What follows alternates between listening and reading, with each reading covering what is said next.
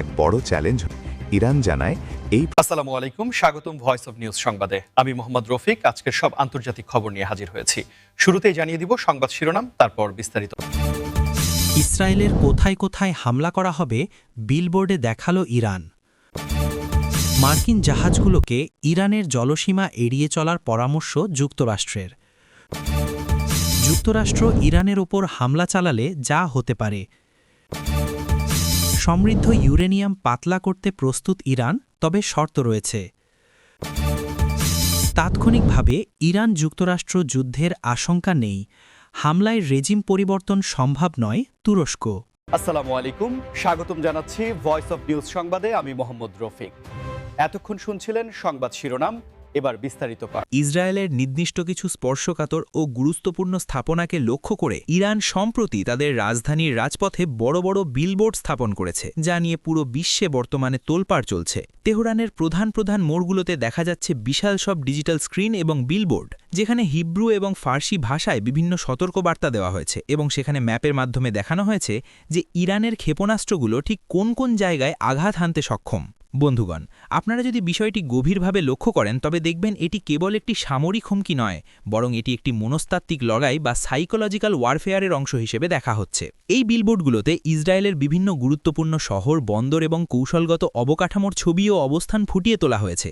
ইরানের এই পদক্ষেপটি এমন এক সময়ে আসলো যখন মধ্যপ্রাচ্যে উত্তেজনা চরম পর্যায়ে রয়েছে এবং উভয় পক্ষই একে অপরকে নানাভাবে হুঁশিয়ারি দিচ্ছে। আন্তর্জাতিক বিশ্লেষকরা মনে করছেন ইরান এর মাধ্যমে বোঝাতে চাচ্ছে যে তাদের কাছে কেবল অস্ত্রই নেই, বরং নির্দিষ্ট লক্ষ্যবস্তুতে নির্ভুলভাবে আঘাত করার প্রযুক্তিগত সক্ষমতাও রয়েছে।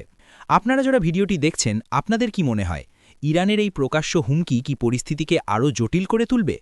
অবশ্যই আপনার মূল্যবান মতামত কমেন্ট বক্সে লিখে জানান এবং আমাদের ভিডিওটি ভালো লাগলে একটি লাইক দিয়ে চ্যানেলটি সাবস্ক্রাইব করে রাখুন, যাতে নিয়মিত এমন তথ্যবহুল আপডেট আপনারা পেতে পারেন। ইরানের ভেতরে সাধারণ মানুষের মধ্যেও এই বিলবোর্ডগুলো নিয়ে বেশ আলোচনা হচ্ছে এবং রাষ্ট্রীয় গণমাধ্যমগুলো এগুলোকে বীরত্ব ও প্রস্তুতির প্রতীক হিসেবে প্রচার করছে। তবে পশ্চিমা দেশগুলো বিষয়টিকে উস্কানিমূলক বলে অভিহিত করেছে। ইরানের এই প্রচারণার ধরন বলছে যে তারা বর্তমানে সরাসরি যুদ্ধের চেয়ে নিজেদের শক্তিমত্তা প্রদর্শনের মাধ্যমেই প্রতিপক্ষকে চাপে রাখতে বেশি আগ্রহী। এই বিলবোর্ডগুলোতে যেসব টার্গেটের কথা বলা হয়েছে তার মধ্যে রয়েছে বিভিন্ন সামরিক ঘাঁটি এবং গুরুত্বপূর্ণ প্রশাসনিক কেন্দ্র। এই পুরো বিষয়টি এখন আন্তর্জাতিক কূটনৈতিক আলোচনার প্রধান বিষয় হয়ে দাঁড়িয়েছে এবং অনেক দেশই দুই পক্ষকে সংযত থাকার আহ্বান জানাচ্ছে। মার্কিন বাণিজ্যিক এবং সামরিক জাহাজগুলোকে ইরানের জলসীমা এবং বিশেষ করে পারস্য উপসাগর ও হরমুজ প্রণালী এড়িয়ে চলার জন্য যুক্তরাষ্ট্র যে বিশেষ সতর্কতা জারি করেছে তা বর্তমান সময়ের অন্যতম বড় একটি ভূরাজনৈতিক ঘটনা। ওয়াশিংটন থেকে একটি আনুষ্ঠানিক নির্দেশনায় জানানো হয়েছে যে মার্কিন পতাকাবাহী জাহাজগুলো যেন ইরানের উপকূলীয় এলাকা থেকে নিরাপদ দূরত্ব বজায় রেখে চলাচল করে, কারণ সেখানে নিরাপত্তার ঝুঁকি রয়েছে বলে তারা মনে করছে। আপনারা নিশ্চয়ই জানেন যে হরমুজ প্রণালী বিশ্বের জ্বালানি বা তেল পরিবহনের জন্য কতটা গুরুত্বপূর্ণ একটি পথ। বিশ্বের মোট খনিজ তেলের একটি বিশাল অংশ এই সরু পথটি দিয়েই যাতায়াত করে। ফলে এখানে যদি কোনো প্রকার অস্থিরতা তৈরি হয় তবে সারা বিশ্বে তেলের দাম আকাশচুম্বী হয়ে যেতে পারে, যার প্রভাব সরাসরি আমাদের দৈনন্দিন জীবনে পড়বে।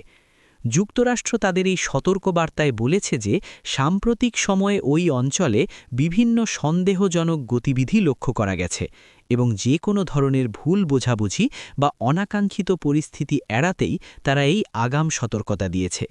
বন্ধুগণ, এই বিষয়টি কিন্তু বিশ্ব অর্থনীতিতেও এক ধরনের অনিশ্চয়তা তৈরি করছে। জাহাজের ইন্স্যুরেন্স কোম্পানিগুলো এখন প্রিমিয়াম বাড়িয়ে দিচ্ছে, যার ফলে পণ্য পরিবহনের খরচ বেড়ে যাচ্ছে। আপনারা যারা ব্যবসা বাণিজ্যের খবরাখবর রাখেন তারা বুঝতেই পারছেন যে এই এক সতর্কবার্তার প্রভাব কতটুকু সুদূরপ্রসারী হতে পারে। যুক্তরাষ্ট্র দাবি করছে যে তারা কেবল তাদের জাহাজ এবং ক্রুদের নিরাপত্তা নিশ্চিত করতে চায়। অন্যদিকে ইরান সবসময়ই বলে আসছে যে তারা এই অঞ্চলের সমুদ্রপথের নিরাপত্তার প্রধান পাহারাদার।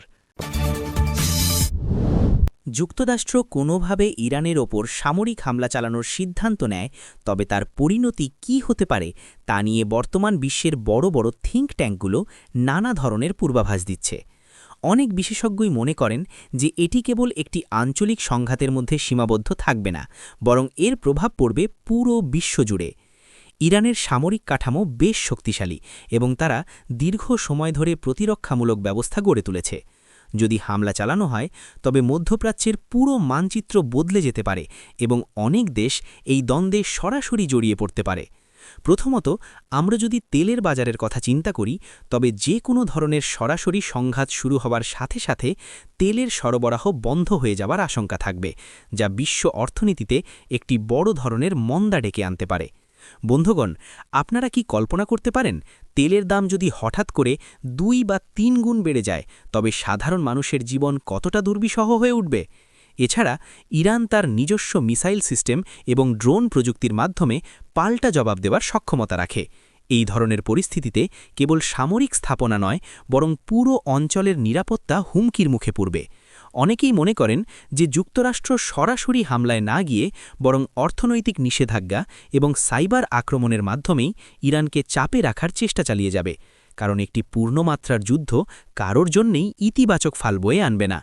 ইরানের ভৌগোলিক অবস্থান এমন যে সেখানে সফল সামরিক অভিযান চালানো অত্যন্ত কঠিন একটি কাজ। পাহাড়ি অঞ্চল এবং বিশাল মরুভূমি তাদের প্রাকৃতিক সুরক্ষার কাজ করে। তাছাড়া ইরানের মিত্র গোষ্ঠীগুলো এই পরিস্থিতিতে নিষ্ক্রিয় থাকবে না, যা যুক্তরাষ্ট্রের জন্য উদ্বেগের কারণ হতে পারে। ইরান সম্প্রতি একটি বড় ধরনের কূটনৈতিক প্রস্তাব দিয়েছে, যা বিশ্ব রাজনীতিতে নতুন আলোচনার জন্ম দিয়েছে। তারা জানিয়েছে যে তারা তাদের ইউরেনিয়াম সমৃদ্ধকরণের মাত্রা কমিয়ে আনতে বা ইউরেনিয়ামকে পাতলা করতে প্রস্তুত রয়েছে।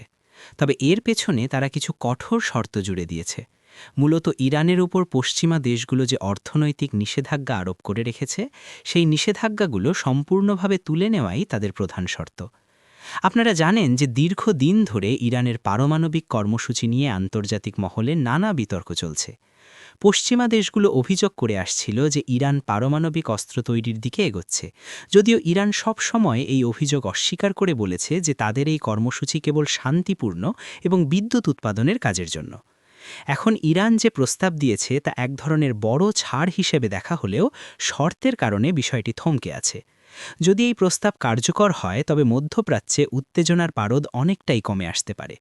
কিন্তু প্রশ্ন হল, যুক্তরাষ্ট্র বা অন্যান্য পশ্চিমা দেশগুলো কি ইরানের সব শর্ত মেনে নেবে?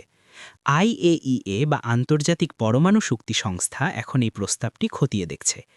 ইরানের এই নরম সুর কেন? বিশ্লেষকরা বলছেন, নিষেধাজ্ঞার ফলে ইরানের অর্থনীতি এখন বেশ চাপের মুখে রয়েছে। তাই তারা দেশের মানুষের জীবনযাত্রার মান উন্নত করতে এবং বাণিজ্য সচল করতে এই ধরনের প্রস্তাব দিয়েছে।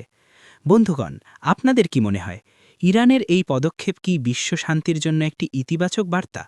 আপনারা কি মনে করেন পশ্চিমা দেশগুলোর উচিত এই সুযোগটি কাজে লাগিয়ে ইরানের সাথে একটি দীর্ঘস্থায়ী চুক্তিতে আসা? কমেন্টে আপনার ধারণা আমাদের সাথে শেয়ার করুন। এই চুক্তির ফলে কেবল ইউরেনিয়াম নয়, বরং পুরো অঞ্চলের ভূরাজনীতিতে একটি ভারসাম্য ফিরে আসতে পারে। ইরান বলছে তারা স্বচ্ছতার সাথে কাজ করতে চায়, কিন্তু বিনিময়ে তাদের ন্যায্য পাওনা চায়। এই দরকষাকষি এখন বিশ্ব রাজনীতির মঞ্চে দাবার চালের মতো এগোচ্ছে। আমরা আশা করতে পারি যে আলোচনার মাধ্যমেই একটি সুন্দর সমাধান বেরিয়ে আসবে। রস্কের সাম্প্রতিক এক বিবৃতিতে ইরান ও যুক্তরাষ্ট্রের মধ্যকার বর্তমান পরিস্থিতি নিয়ে অত্যন্ত তাৎপর্যপূর্ণ কিছু কথা বলা হয়েছে। তুরস্কের পররাষ্ট্র মন্ত্রণালয় এবং সরকারের উচ্চপদস্থ কর্মকর্তারা জানিয়েছেন যে বর্তমানে ইরান ও যুক্তরাষ্ট্রের মধ্যে তাৎক্ষণিক কোনো যুদ্ধের বড় ধরনের আশঙ্কা তারা দেখছেন না। তুরস্ক মনে করে যে উভয় পক্ষই যুদ্ধের ভয়াবহতা সম্পর্কে সচেতন এবং সরাসরি সংঘাতে জড়ানোর চেয়ে কূটনৈতিক চাপ বজায় রাখতেই তারা বেশি আগ্রহী। তবে তুরস্ক একটি বিশেষ বিষয়ে সতর্ক করেছে যে বাইরের কোনো সামরিক হামলা চালিয়ে ইরানের বর্তমান শাসন ব্যবস্থা বা রেজিম পরিবর্তন করা মোটেও সম্ভব নয়। আপনারা লক্ষ্য করতে দেখবেন তুরস্ক এই অঞ্চলে একটি মধ্যস্থতাকারীর ভূমিকা পালন করার চেষ্টা করছে, কারণ তুরস্কের সাথে ইরানের যেমন দীর্ঘ সীমান্ত রয়েছে, তেমনি যুক্তরাষ্ট্রের সাথেও তাদের একটি শক্তিশালী সামরিক সম্পর্ক রয়েছে ন্যাটোর মাধ্যমে। ফলে সেখানে কোনো সংঘাত শুরু হলে তুরস্ক সবচেয়ে বেশি ক্ষতিগ্রস্ত হতে পারে। তুরস্কের মতে ইরাক বা লিবিয়ার মতো পরিস্থিতি ইরানে ঘটানো অসম্ভব, কারণ ইরানের সামাজিক এবং সামরিক কাঠামো অনেক বেশি সুসংগঠিত। তুরস্কের এই বিশ্লেষণকে আন্তর্জাতিক মহলে বেশ গুরুত্ব দেওয়া হচ্ছে, কারণ তারা এই অঞ্চলের নারী নক্ষত্র খুব ভালো বোঝে। বন্ধুগণ, আপনারা কি তুরস্কের এই বক্তব্যের সাথে একমত? আপনার কি মনে হয় শাসন ব্যবস্থা পরিবর্তন কেবল সামরিক শক্তির মাধ্যমে সম্ভব নয়? মতামত দিতে ভুলবেন না। তুরস্ক বারবার জোর দিয়ে বলছে যে আলোচনার টেবিলই হচ্ছে সমস্যার সমাধানের একমাত্র জায়গা। কোনো একতরফা পদক্ষেপ এই অঞ্চলে দীর্ঘস্থায়ী অস্থিরতা ছাড়া আর কিছুই বয়ে আনবে না। বর্তমান বিশ্ব পরিস্থিতিতে যেখানে রাশিয়া ইউক্রেন সংকটের কারণে এমনিতেই বিশ্ব অর্থনীতি টালমাটাল, সেখানে মধ্যপ্রাচ্যে নতুন কোনো বড় যুদ্ধ কেউই চাইছে না। তুরস্কের এই নিরপেক্ষ অবস্থান অনেক দেশকেই নতুন করে ভাবাচ্ছে।